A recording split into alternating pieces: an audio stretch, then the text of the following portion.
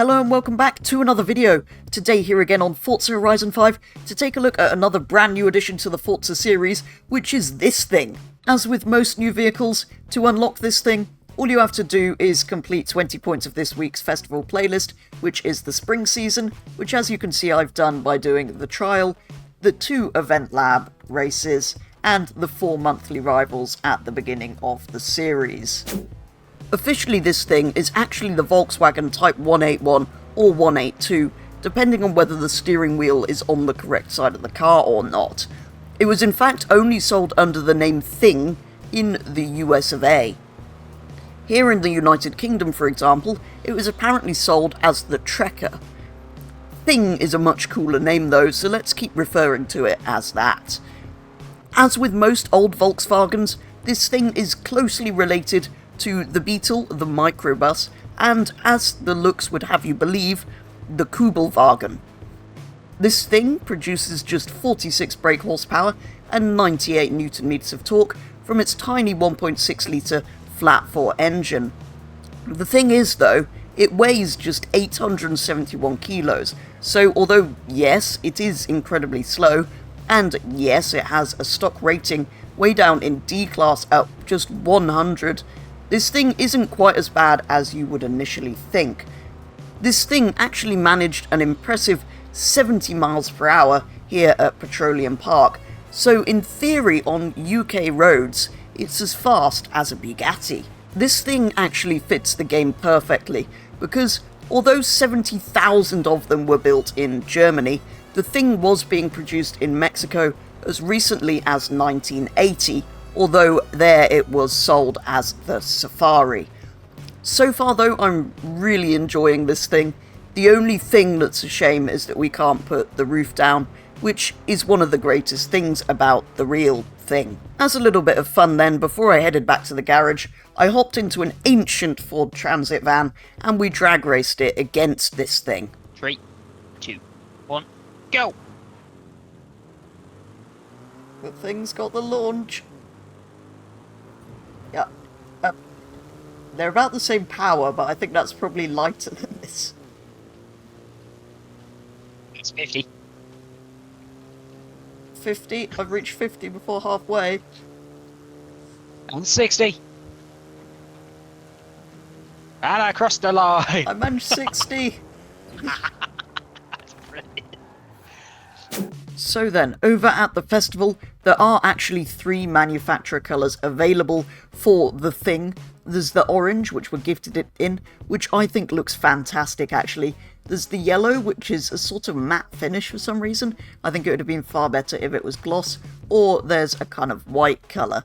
So, for the time being, I think I'm going to stick with the orange.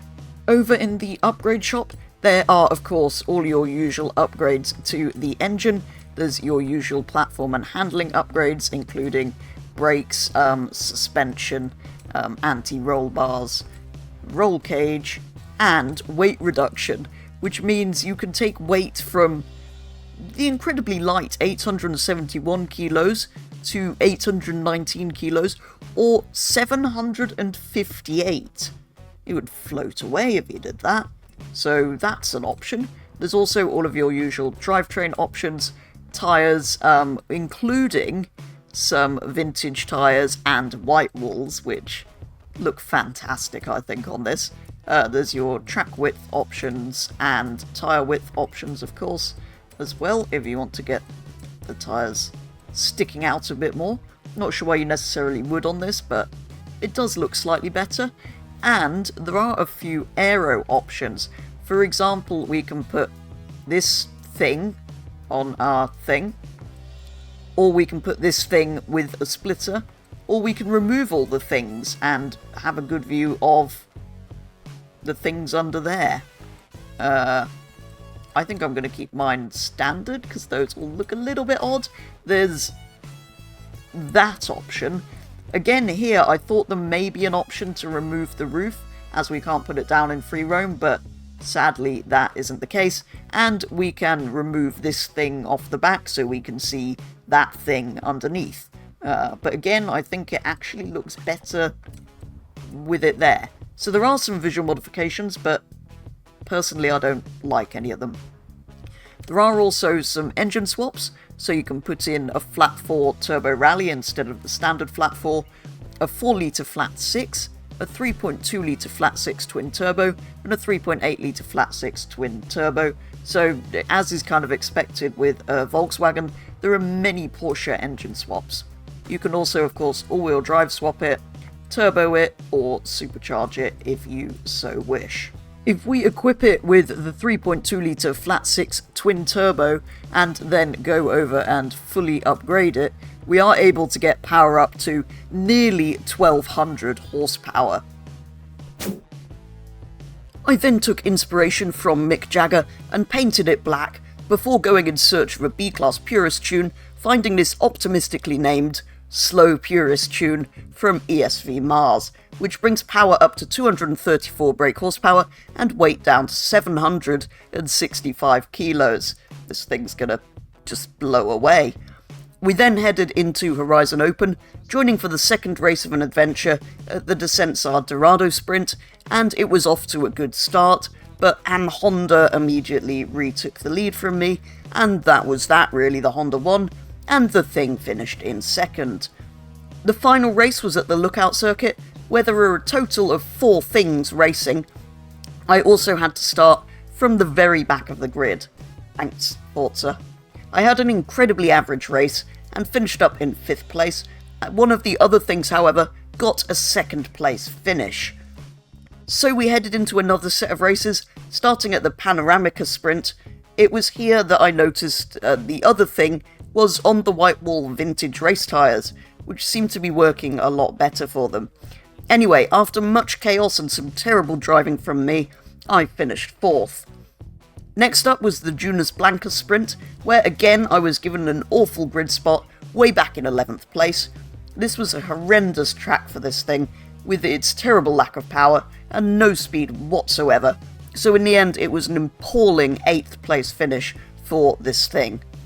And finally it was off to the Los Jardins circuit, where I was hopeful things would go better for this thing, and sure enough, on the first lap I climbed all the way to 5th, despite a lagging Honda's best attempt to kill me. I then ended up stuck behind said lagging Honda for the rest of the race. Even with the Honda in the way, this thing managed a 58-second lap, which I know isn't world-beating, but I was still pleasantly surprised with it in this thing. After this, I searched for a dirt tune and applied this one, which means this thing now produces 227 brake horsepower, but weight is up slightly to 847 kilos. It's also been all-wheel drive converted. We couldn't find a Dirt Horizon Open session though, so instead we raced this thing against the Volkswagen SP2 from a couple of weeks ago, also equipped with a dirt tune. Although this thing won the dirt race and had some reasonable results in Open, overall it wasn't great and wasn't really very nice to drive, to be honest, so it's all slightly disappointing. However, this thing does have a bit of a party trick.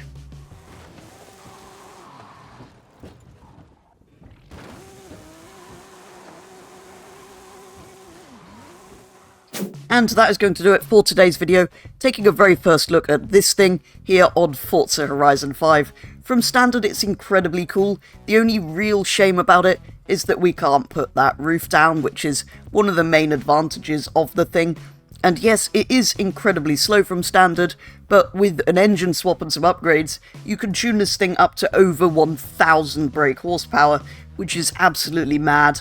And it also has some visual customization options, but again, it's a shame one of them isn't the option to take the roof down, and personally I don't really like the look of the things we can do to the thing. With a tune-on in B-Class, it was pretty terrible to drive, and not very fast, even with some added power and weighing pretty much nothing. Similarly for the dirt, yes, it won that race against one other car, but yeah, it's not great for either of those. It does, though, do fantastic wheelies with a ridiculous tune on it, but as you can see, after I had my fun messing about with that, I have now converted it back to standard and put it back in that manufacturer orange, which I think looks pretty nice on this thing. As ever though, do let me know your thoughts on this brand new addition to Forza Horizon 5, but for today's video that is going to be all, so thank you very much for watching, and I'll be back with the next one very soon.